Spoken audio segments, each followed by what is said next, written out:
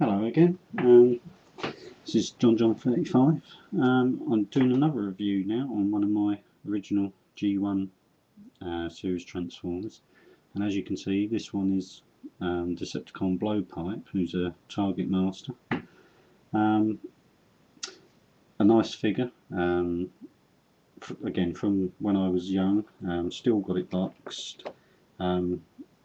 I will be getting it out and transforming it. It's not mint in box sealed, as you can see by the tear from the old sellotape when I undone it.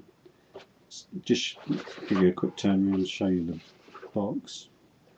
Pretty standard transformer box with window for his target master Nebulon.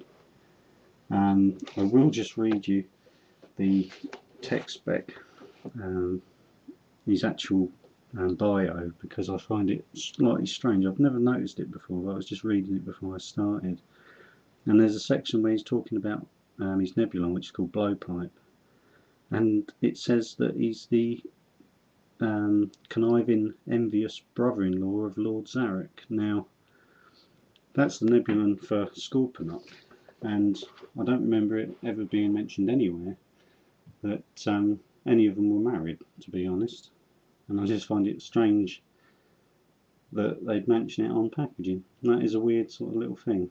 Perhaps there's like the footballers' wives used to be on telly. Perhaps there's a Nebulon's wives out there somewhere. Who knows? I'll start transforming him now. I'll get him out of the box.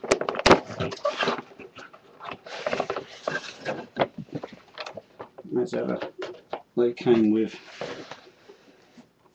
their bubble. With the target masters, obviously they didn't have so many accessories because this is their weapon. Obviously he had his text spec decoder, which I've probably got somewhere else. Instruction manual, which is pretty much a standard item through all the Transformers. And of course, the main Transformer himself. Stick that out of the way. Now, first things first, I'll transform Blowpipe. I'll just flip down. There's a little wheel at the front, trigger happy, so I'll just bring that down so he's sitting correctly. Now, Blowpipe is pretty much a standard target master weapon. Gun part on his back. They're hinged in the centre, which is again pretty standard, so his legs fold back over behind him, and then you click the target master weapon part back into his front, and that basically is the transformation. Pretty basic. The Decepticon ones just had it clipped in on plastic on from the legs to the top joint, which is a bit of a weakness, whereas the headmasters and that were all metal pins, so it's a little bit strange they didn't do it the same way, but that's probably cost cutting by Hasbro. As you can see, Trigger Happy is a Cybertronian jet, well armed with large cannons, quite nicely detailed. Usual sort of Transformer stickers with the Decepticon logos and his rub sign. As with a lot of G1s, it's pretty obvious where his transformation is. His legs are hanging out the bottom of the plane. Fold down forward wheel, as I said at the beginning when I was putting down. Obviously to transform you have to fold that back up. And I'll start transforming now. Well, the first thing you need to do is lift up his nose piece, lift it up to what's going to be his chest, and that forms the front, reminiscent of the G1 jets such as Starscream, Thundercracker and that. Bring his legs down from underneath, just straighten them out, and then you've got the toe and heel spare, which are still very tight even after all these years.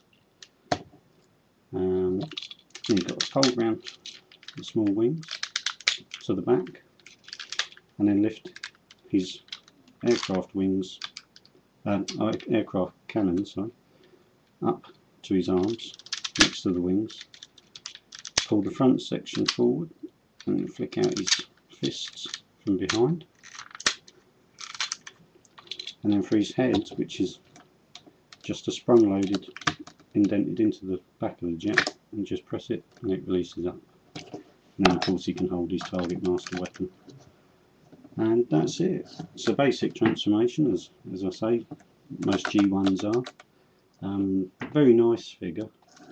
Again, nicely detailed, picked out with different paints. Usual sort of blandness of the back, but slightly leant forward sort of stance too. If you lift him too far back, then he looks like he's leaning back like he's drunk. Yeah, a very nice figure again. I'll bring it in so that the camera can pick up a little bit more of the detail. Very nice.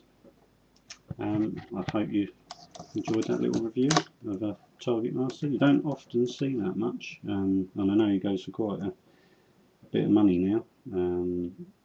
I think the Target Master's been that they came with a weapon that is easily sort of broken and lost. They're a little bit rarer to find complete and in box.